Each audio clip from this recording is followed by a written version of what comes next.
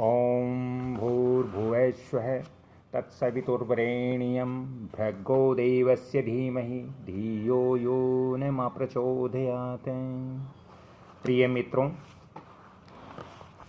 हम जब भूखंड खरीदते हैं या ज़मीन खरीदते हैं या हम अपने मकान बनाने के लिए प्लॉट खरीदते हैं तो दोस्तों कुछ वास्तु टिप्स को हमें फॉलो करना बहुत ज़रूरी होता है, अन्यथा हमें जीवन भर उस ज़मीन के अंदर, उस भूखंड के अंदर, उस जगह के अंदर हमें पछताना पड़ता है। दोस्तों, आज यदि आप भी ज़मीन खरीदना चाह रहे हो या आप भी प्लॉट खरीदना चाह रहे हो तो आपको इन बातों का विशेष वास्तु के अनुसार ध्यान में रखना ज़रूरी होता है। नहीं तो हम जो पैसे ज़मीन के अंदर लगाते हैं फिर हम उस पैसों का सदुपयोग हमारा नहीं होता है, क्योंकि उसमें हम और हमारे जो परिवार है वो कष्ट पाता है। उस ज़मीन के अंदर मकान बनाकर रहते हैं तो हमें दिक्कत होती है, प्रॉब्लम होती है, तो फिर हमें अफसोस होता है कि हमने ऐसी ज़मीन क्यों ली। दोस्तों, आप भूखंड खरीदते हो तो विशेष तौर से इस बात का आप ध्यान रखें, जो चीज़ें मैं यहाँ बता रहा हूँ उनको ज़रूर फॉलो करना चाहिए आपको। दोस्तों, भूखंड पर किसी भी उपासना स्थल या पूजा स्थल की छाया नहीं पड़नी चाहिए।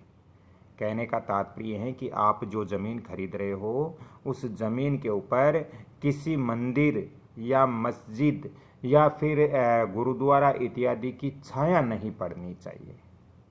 दोस्तों, ये चीज़ आप विशेष तौर से ध्यान रखें कि कम से कम प्रातःकाल 9 बजे से लेकर के और 3 बजे के बीच में घर पर छाया बिल्कुल नहीं पड़नी चाहिए। अपनी जो ज़मीन है उस पर छाया बिल्कुल भी नहीं पड़नी चाहिए।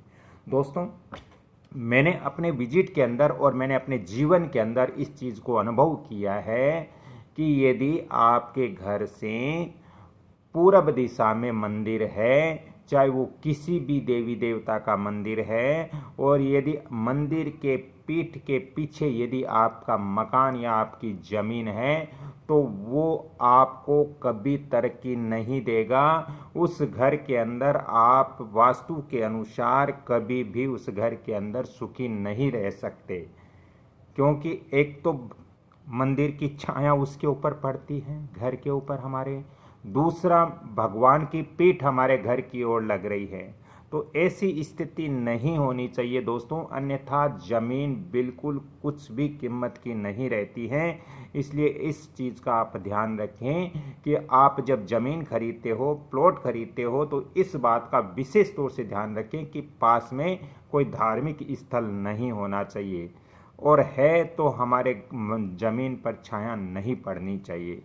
दोस्तों, दूसरा जो मुख्य टॉपिक्स है कि हमारे मुख्य द्वार के सामने चाहे सूर्य भगवान का मंदिर हो या ब्रह्मा जी का मंदिर हो या विष्णु जी या शिव जी का मंदिर हो, दोस्तों मकान के पीछे की साइड में जैन मंदिर की छाया यदि पड़ रही है तो, या फिर दोस्तों आपके आसपास माता दुर्गा का मंदिर या काली माता का मंदिर अगर आपके आसपास है और आपके घर में छाया पड़ रही है तो दोस्तों ऐसा प्लॉट नहीं लेना है। आपकी प्लॉट की कोई कीमत नहीं होगी वास्तुशास्त्र के अनुसार, तो ऐसा प्लॉट नहीं लेना चाहिए। प्लॉट लेते समय हमें इन चीज़ों का विशेष तौर से ध्यान में रखना चाहिए।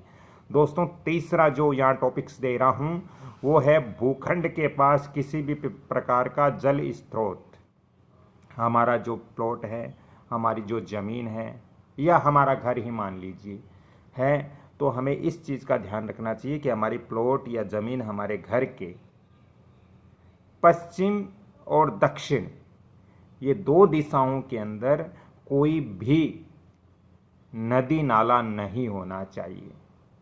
यदि ज़मीन के पश्चिम और दक्षिण दिशा में नदी नाला, तालाब इत्यादि पड़ रहा है, या आपके घर के जो आप ज़मीन ले रहे हो उस ज़मीन के नज़दीक ही यदि कोई कुआं पड़ रहा है, आपके दक्षिण पश्चिम में, तो भी वो ज़मीन से हमें बचना चाहिए, वो ज़मीन हमें नहीं लेनी चाहिए।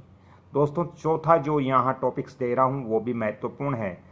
भूखंड में महाद्वार के ठीक सामने किसी अन्य मकान का द्वार नहीं होना चाहिए। मान लीजिए आपका जो मकान का दरवाज़ा है, जो मुख्य द्वार है, उस मुख्य द्वार के ठीक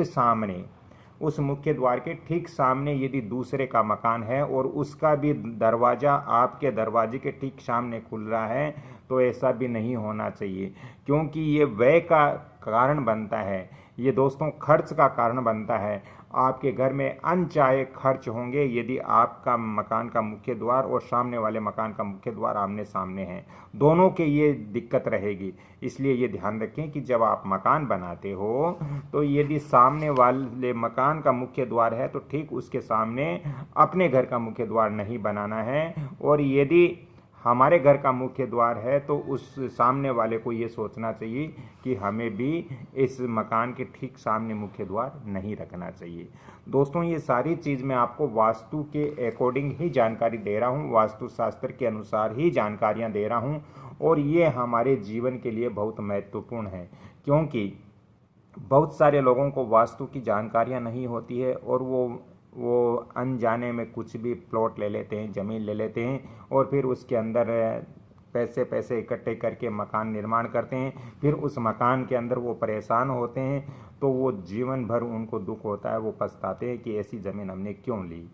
तो बाद में पछताने से दोस्तों कुछ नहीं होता है। पहले ही हमें वास्तु नियमों को ध्यान में रखते हुए, पहले ही हमें वास्तु नियमों को फॉलो करते हुए हमें ज़मीन खरीदनी चाहिए। या हम मकान ले रहे हैं तो इसका भी हमें देखना चाहिए कि मकान के अंदर वास्तु सम्मत सभी चीज़ें हैं या नहीं है। मकान के आसपास का क्षेत्र भी हमें देखना चाहिए, या जो ज़मीन ले रहे हैं उसका आसपास का भी क्षेत्र हमें देखना चाहिए।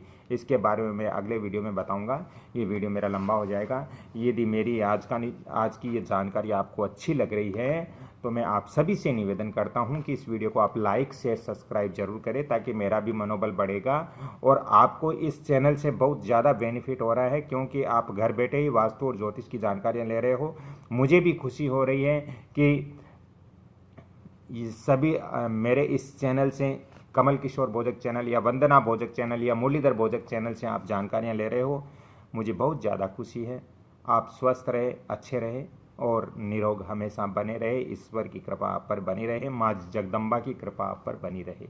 दोस्तों यदि वास्तु और ज्योतिष संबंधी ज़्यादा परामर्श चाहिए तो मैं फ़ोन नंबर भी दे रहा हूँ 7901718402। राधे राधे, जय जय श्री कृष्णा। अगली कड़ी में फिर मैं आपसे मिलता हूँ, तब तक के लिए आपसे क्षमा चाहता हूँ। जय श्री कृष्ण, धन्यवाद।